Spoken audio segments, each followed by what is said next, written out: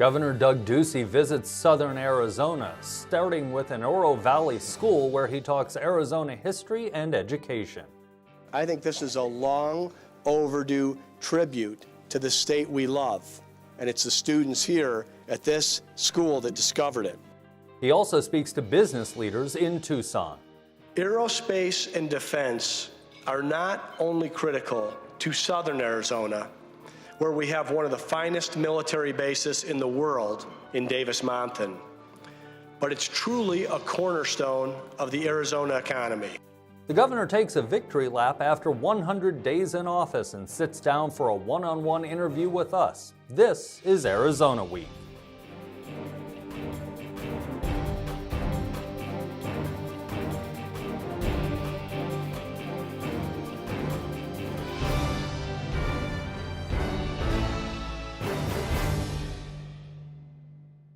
Hello and welcome to Arizona Week. I'm Christopher Conover in for Lorraine Rivera.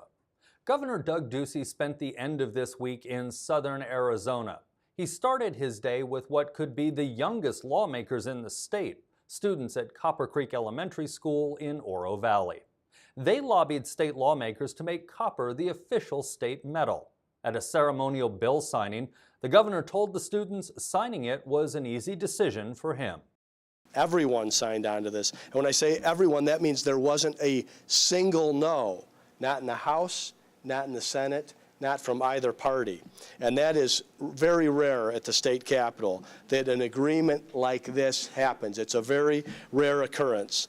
The governor also made a lunchtime speech to the Tucson Hispanic Chamber of Commerce. For government, all too often, spending money that just doesn't exist just seems to be par for the course. So in Arizona, we stopped that. And now, for the first time since 2007, we are on track to have a structurally balanced budget. Now, maybe I'm from the old school of economics. I guess I didn't realize that the idea of a government living within its means would be so controversial. I know our budget will require other leaders in our local communities, schools, and universities to also make their own decisions. And in many cases, they also may not be popular. But I fundamentally believe that as leaders, we need to leave this state and this country in a better place for our children than we found it. And we can't do that unless we start paying our bills on time and stop spending money we don't have.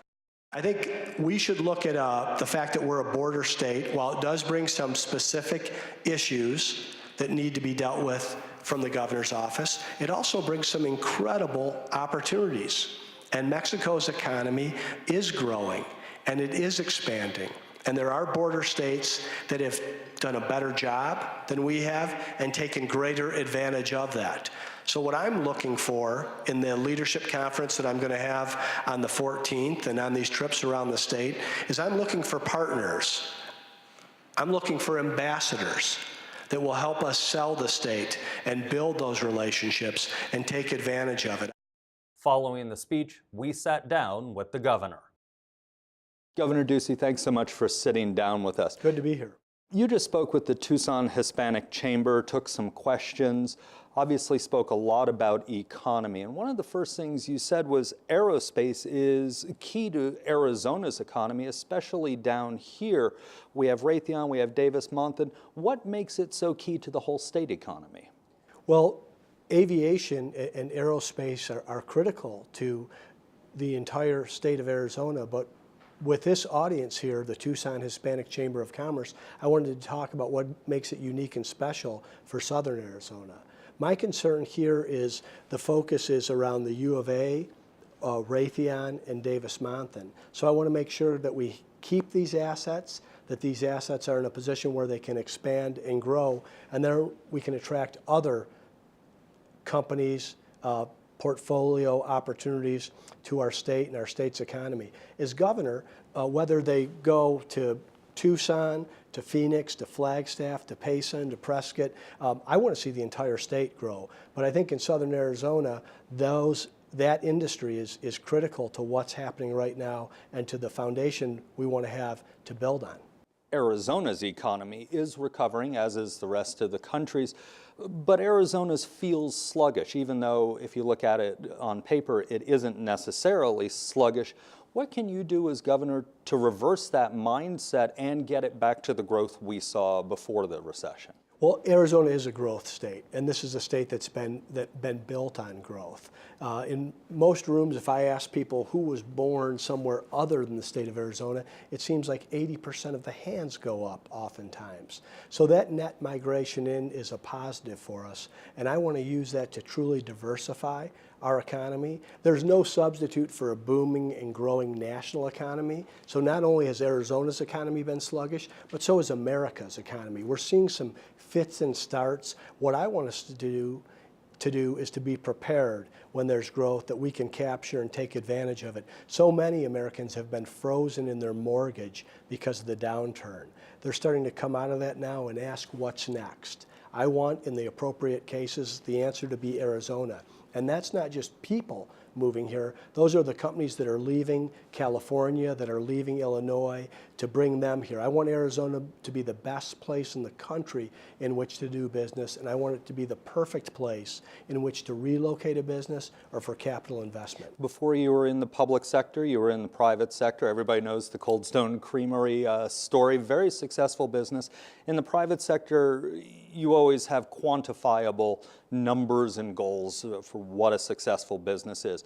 Can you do quantifiable numbers for what a successful recovery is in Arizona economically? Oh, absolutely. And we're going to bring those numbers and results to government, not only around our economy, but in K12 education.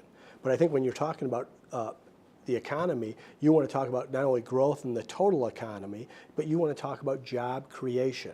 And then you want to talk about really the income of a hardworking taxpayer and see that those levels are rising as well. So there's plenty of statistics out there that you can use, but you really can't hide from the size of the economy and how individuals are doing in their household. And I think the same is true in K12 education, that kids are testing better, that there's the advanced placement opportunities, and that you're seeing people graduate with real skills that they can take into the workforce or to find universities like the U of A, ASU, or NAU.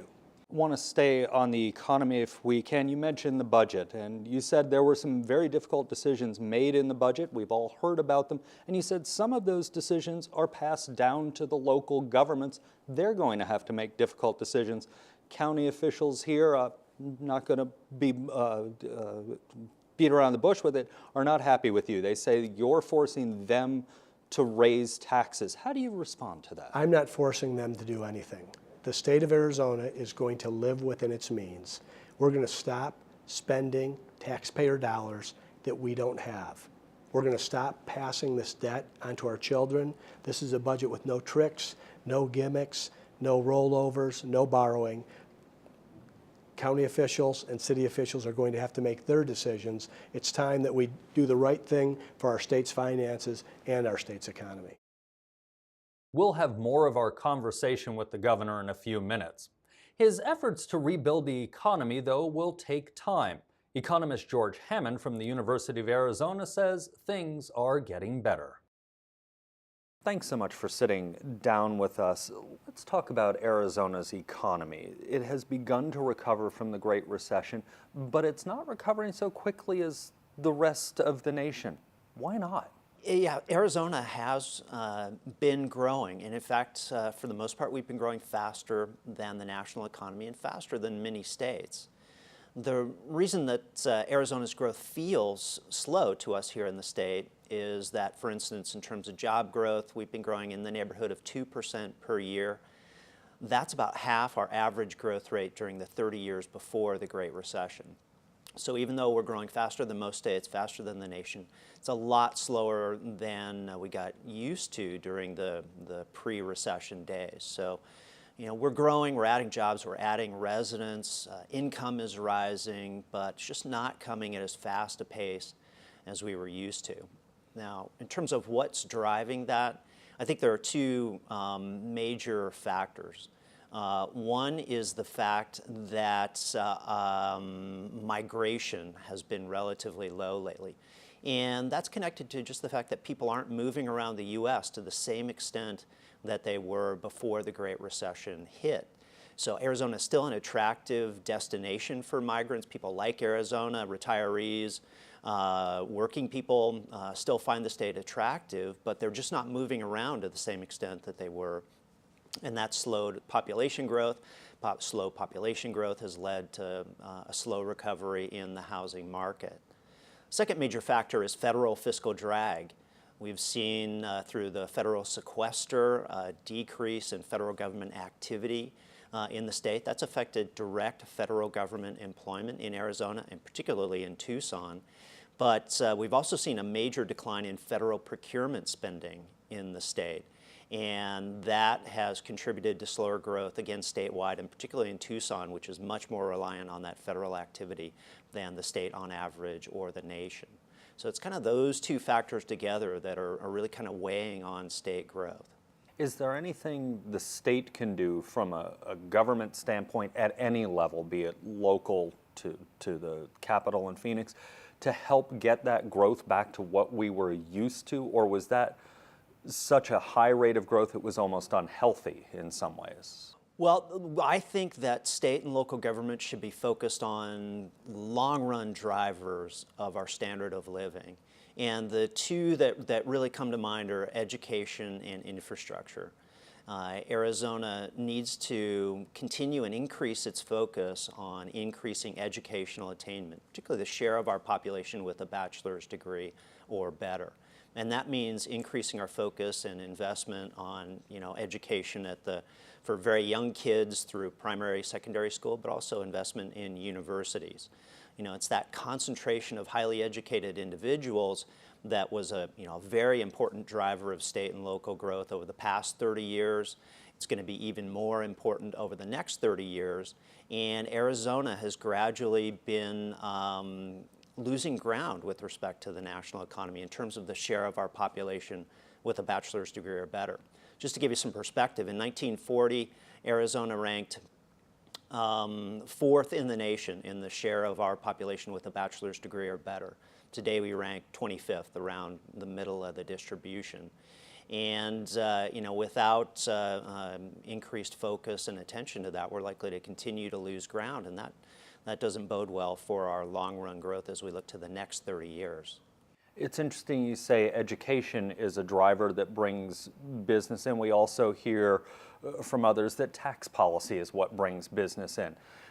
Does one offset the other, or are they a balance, or does one of those really not matter necessarily? Well, I think the tax and regulatory policy needs to be competitive with other states. But I'm not convinced that continual decreases in taxes can drive long-term growth on their own. People care about the taxes that they pay, but they also care about the services that they get in return. So good schools, good highways, good roads, good public services in terms of safety, through police activity, the judicial system, all that matters. Those services matter. What we're trying to find, or what states need to really try to balance, is competitive taxes that generate really competitive government services, because those services do matter. Nobody wants to move to a state with a really poor school system. When it comes to economic growth, as you said, we are growing and faster than a lot of states. We just don't feel it quite so much because of our old higher growth rates. Is there anything right around the corner that's going to spur that growth back up to levels we're more used to, or is this just going to be a long, slow build? I don't think we're headed back towards the growth rates that we saw on average during the 30 years before the Great Recession. But I do think that we'll see growth pick up a little bit of steam over the next couple of years. I think that federal fiscal drag, it will become a little bit less salient over the next couple of years. I don't think we'll see increased government spending, but I think the decreases will become less large, right? So a little bit of stability in federal government spending will help.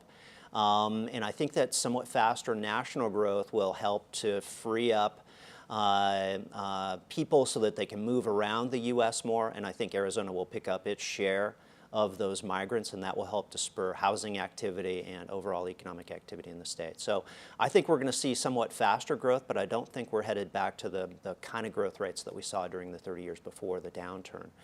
And as we look to the longer run, you want to keep in mind both for Arizona, Tucson, and the nation that the aging of the baby boom generation is gradually going to start to weigh on growth more and more. All right, well, thanks for your analysis and thanks for sitting down with us. Thanks, my pleasure. We continue our discussion now with Governor Ducey. We started out the morning up in Oro Valley with a group of kids who passed a law, essentially.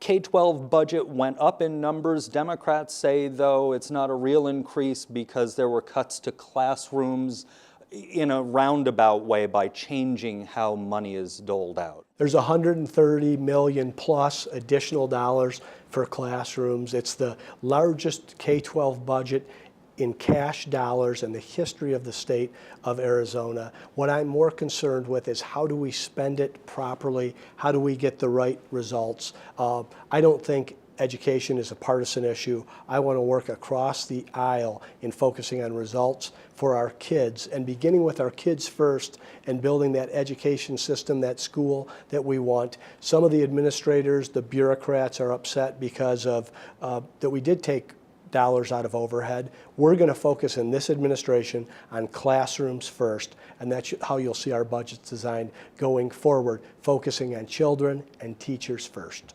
Universities took a budget cut. Your supporters during the campaign were very critical in the general of Fred Duval, your opponent, for voting to raise tuition when he was on the Board of Regents. There's a proposal coming up to the Board of Regents in the coming days. You're a member of the board. How will you vote on raising tuition? I'm not a fan of raising tuition, and I don't want to see tuition be raised. At the same time, I'm not running these universities.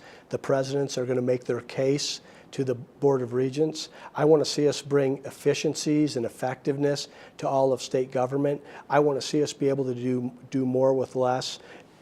I realize what a tough position Ann Weaver Hart and Michael Crow and Rita Chang, all of our presidents are in. And they're differing situations. So I'm curious as to the case that they make. These folks are excellent and expert at what they do.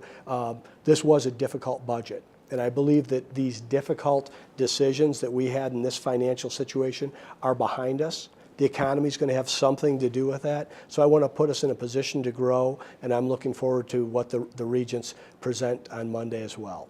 Last week, you announced a change in Arizona policy regarding adoptions, allowing same-sex couples to adopt and become foster parents in the state. Why did you change that policy? What I want to see happen in the state of Arizona is more adoption. We have 17,000 children that are in the care of the state in our foster system. So I want to see loving people be able to adopt children in a legal way. That's what happened. Let me go back to education. The State Board of Education has begun reviewing the Common Core standards. Is your hope that they will completely gut them or just minor tweaks? We're going to replace the Common Core standards. I want to see us keep what works. For instance, I want to see children be able to read by third grade is a very common agreed upon standard by almost all parents across the board. If you have a standard like that, we want to keep it. The standards that are tying us to the federal government, that are purchasing obedience for waivers that we need for No Child Left Behind or federal programs that happened in the past, those are the items that I'd like to see go away. But I want us to come out of this unified around Arizona standards that we can focus on and focus on improvement year over year for each of our kids in each of their classrooms.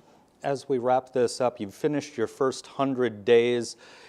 Anything surprise you, something you thought on the campaign trail you knew, be it good or bad, but when you got in office you realized you didn't know what you thought you knew? Well, I would say the biggest surprise has been how much you can accomplish in a short period of time. If you'll actually communicate a vision of where you want to go, you'll reach out across the aisle to both parties and make your case publicly. This was the shortest session since the moon landing. It wasn't just about speed. It was also about good communication and good ideas. We're going to work on laying the groundwork for more good ideas in next year's legislative session so that we can have more success success for the hardworking taxpayers and the students of Arizona. All right, well, Governor, thanks so much for sitting down. Thanks for having me. Great to be here. As we heard, the governor likes to tout more dollars going into the K-12 education system. Democratic State Senator David Bradley says those numbers, however, are not all they seem. Senator Bradley, thanks so much for sitting down with us. Let's start on the topic of education to begin with. The governor and Republicans touted that they gave more money to K-12 education. Democrats, including yourself, had a little bit of a disagreement maybe with their math, exactly how they did that. Right, and I think that we got into this long discussion about what is in classroom funding, what is out of classroom, or administration, and there's so much confusion over that reality because things like nurses and psychologists and other services that are given to kids are not considered in classroom expenses, and so to cut those is ludicrous. I mean, it's just in terms of supporting students. We had a couple of situations where buses broke down, one caught fire in here, and wheels fell off in Phoenix, and you say that's not an important expenditure for education. That doesn't make any sense. So that's where our root of our disagreements kind of lay, I think, and I'm not sure that we ever got into any resolution of that per se, but it ended up being somewhat better than we were at the beginning of the session, but we still are very concerned about the cuts throughout the education system. While the cuts, as you said, for K-12 got somewhat better through the session, the cuts for higher education got bigger. How do we balance all of that?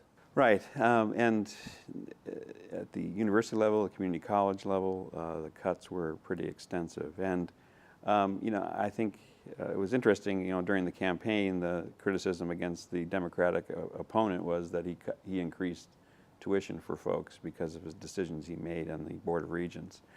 And now we're in the situation where it's likely that tuition increases are going to be required to make up the differences that have been created. And I'm not sure whose fault that might be now in terms of the reality of hitting people at the core. I mean, we're as we mentioned, we were speaking earlier, we're coming at people, the poor, from every direction, and this is just yet another example, and the education system is just but one example of doing that all the way K-12 through the university system. It's a pretty extensive hit. You talk about coming at the poor. That is your area of expertise, welfare, child welfare. A year ago, we saw the revamp of DCS. This year, we saw cuts to child welfare. So, is there a disconnect in the legislature? I think there's impatience in the legislature. There's the increasing number of children that are in the system. I think there was this magic belief that by creating the new entity called DCS, Department of Child Safety, that would somehow solve this problem very rapidly. But the problems underneath these issues are very systemic and long-standing and go back to our cuts from 7 and 8 years ago, when many of us who were there said, if you cut the front end of services, you're going to pay the piper. And the piper came, and he brought his friends. Violence, poverty, and substance abuse came with him. And we predicted that this would happen, that more and more kids would be in the system, and that's exactly what happened. And there was no way to undo this in a short period of time. So there was great impatience by some folks in the legislature, and I suspect in the governor's office, to think that by doing the things we did in the last session, that these problems would magically diminish. And that's not the case. It's actually getting worse. It's getting worse. How is it fixed? Is it fixable even, or is the system so broken it will never truly be fixed? Yeah, it'll never be perfect by any means. There are going to be costs to eliminate the issues of turnover in the system. When the average length of stay of an employee is a year, how do you build a culture? How do you get training in place? All those things that are necessary to do the job, which is a very, very difficult job to do. That's going to cost money. There's no other way around it. And so when we cut those resources yet again in this session, it's only going to exacerbate this problem. Is it a money issue? You keep talking about resource cuts, budget cuts. Is it a money issue, or is it bigger than that? Well, so that's always part of it, but it's bigger than that because of the the culture that has been created over dealing with these cuts over the last 6 years and not having resource. When you're by yourself and you're that social worker out in the field and you turn around and there's nobody there to help you, so you have to make decisions on your own, you're going to probably take a child out of a home if you think there's any risk at all. And that's not the best practice. The best practice is to have the resource to evaluate a home, put resources into that home to prevent that child from being taken out and help that family, but not in the system that we have created as a function of the cuts over the years. So the money is obviously always part of the issue, but it has the effect of those cuts have hurt the spirit of the agency and the protocols of the agency. All those things have to be reestablished. You said part of the problem is impatience on the part of the legislature, maybe on the part of the governor. You said you've worked, when you're not in the legislature, in the industry, if you will, for a long time. If you had to give advice that was listened to by your colleagues or to your colleagues to the governor, how long should they wait to see a turnaround? Is it a quantifiable wait 2 years, wait 3 years, 6 months is too short? Right. It's probably a 4 to 5 year turnaround, and that's if you invest and that's if you put the resources in. You've got, the dilemma that we have in child welfare and social welfare in general is we're always on fire. There's always something going on, so that our energies go here. But the solution always is up at the front end. You've got to get to the front end and do prevention and early intervention.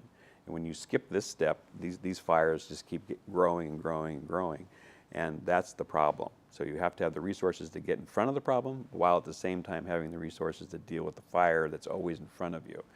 And that's going to take 4 or 5 years to reestablish that, put those things in place. Did we successfully put out any fires, or at least keep any fires contained in the last year or two, or at this point is everything just growing? Well, I think it stabilizes at times. What gets the public's attention is if we have a tragedy of a child dying in care or in their home, and when we knew about their problems. And so when we go through periods where we don't have any of those dramatic cases, we think, well, I guess things are better. But underneath all this is it's just kind of festering away. So we've kind of put down some of the current fires, but are still not investing in the front end to prevent those fires from reoccurring. All right. Senator Bradley, thanks so much for sitting down with us. All right, my pleasure. The new budget year starts in 2 months, so the outcome of legislative decisions will be felt starting then. And that's our show for this week. I'm Christopher Conover. Thanks for tuning in.